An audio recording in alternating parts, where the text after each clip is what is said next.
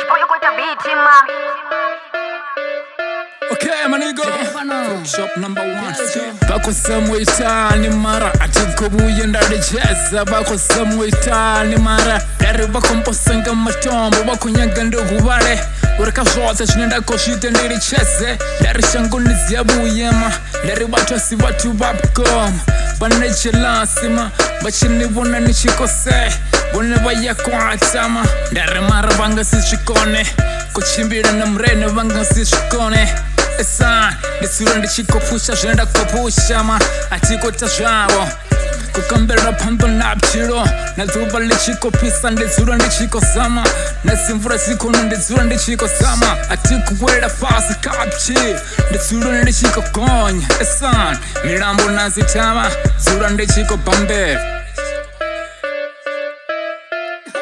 ndarishango naona chisabarima ndofala roshero ndiko kilina jarata ma chipinga chiko gidima ndezura ndichiko plana ma awona chine chako shota duba lichikovera kwada manga magon duba lichicha kwada manga magon kupusha bchiro atiyo kambambe atiko pigisana multuma utazvanga ndo relaxa esan ndarikosira makore mumpa chipinga ma dana musindikaziba hone madhuba bchira kochimbira ma esan kutazvanga ndo relaxa basango nkakisa atiko vyenda ita zvavo kutazvanga nemune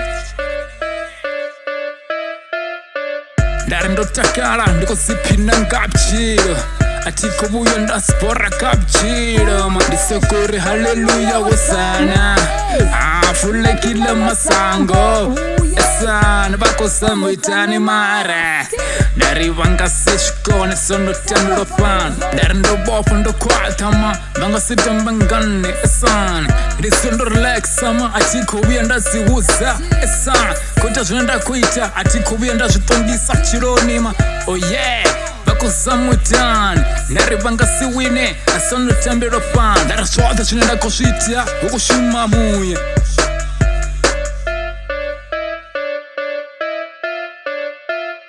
Cash boy with the beat in man.